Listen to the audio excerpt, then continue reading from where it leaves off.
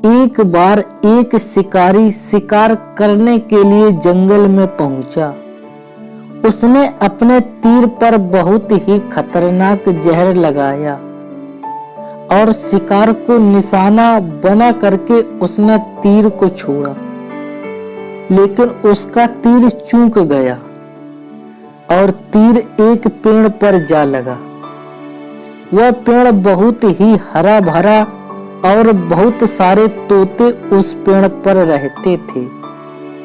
जैसे ही वह जहरीला तीर उस पेड़ पर जाकर लगा, वह पेड़ धीरे धीरे सूखने लगा और उस पेड़ पर जो भी तोते रहते थे वह एक एक करके उस पेड़ को छोड़ करके जाने लगे।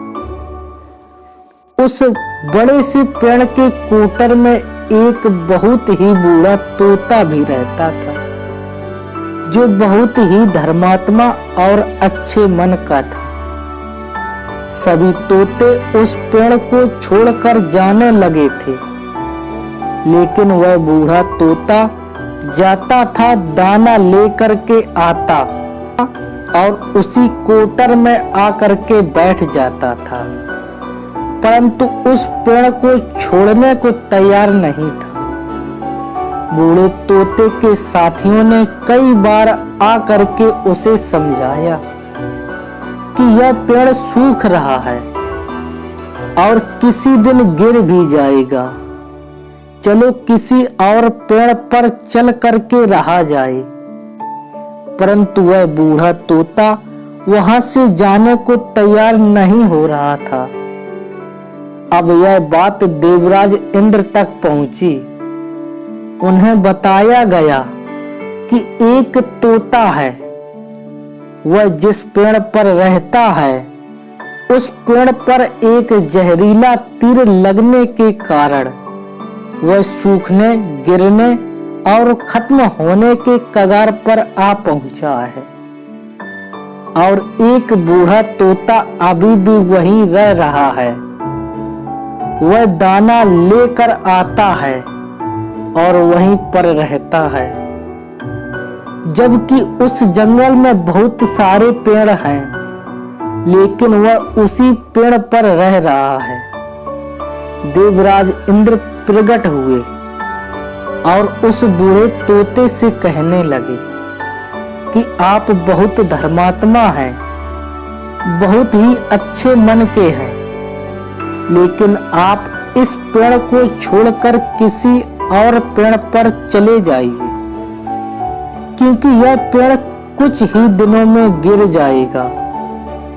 तालाब के पास में बहुत से बड़े बड़े हरे भरे पेड़ हैं, बड़े बड़े कोटर हैं, उन पेड़ों पर फल भी लगे हुए हैं, उन्हें वहीं पर तोड़कर खा सकते हैं, परंतु यहाँ से आप चले जाएं।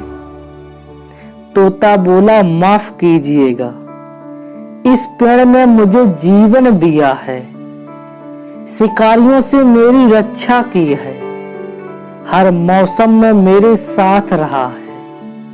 ये कोटर मेरा घर है, यहाँ मैं पला बड़ा हूँ।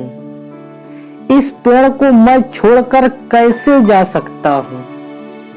इस पर संकट आया है तो क्या मैं इसे छोड़कर चला जाऊं? मैं ऐसा कभी नहीं कर सकता। देवराज इंद्र तोते के इस बात से बहुत ही प्रसन्न हुए। उन्होंने तोते से कहा, मैं आपकी इस बात से बहुत ही प्रसन्न हूं, मांगो जो आपको मांगना हो।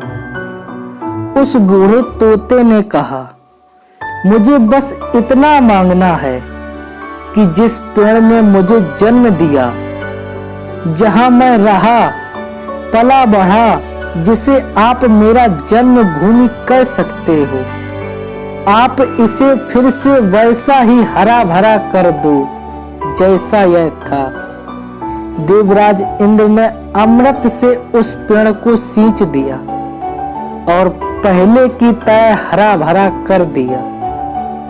अब वापस से उस पेड़ पर आकर के बाकी तोते रहने लगे।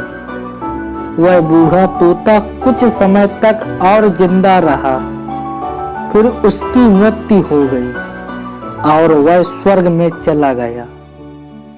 दोस्तों, यह कहानी हमें यह सिखाती है कि जब भी किसी इंसान का बुरा दौर आता है तो इमोशनली वह टूटा हुआ होता है, उसे किसी के सहारे की जरूरत होती है, किसी की आवश्यकता होती है। अगर आप ऐसे समय में उसे छोड़कर चले जाएंगे, उससे बात नहीं करेंगे, मुंह मोड़ लेंगे, तो आपसे बुरा कोई नहीं है, क्योंकि आप किसी के सुख का साथी बने या ना बने, लेकिन आपको हमेशा किसी के दुख का साथी जरूर बनना चाहिए। दोस्तों, मैं आशा करता हूं कि आपको यह कहानी बहुत ही पसंद आई होगी। इस कहानी को ज्यादा से ज्यादा लाइक करें, शेयर करें और अपने चैनल को सब्सक्राइब जरूर करें। फिर मिलेंगे दोस्तों ऐसी ही अगली कहानी के साथ। तब तक के लिए आप सभी को मेरा प्यार भरा नमस्कार।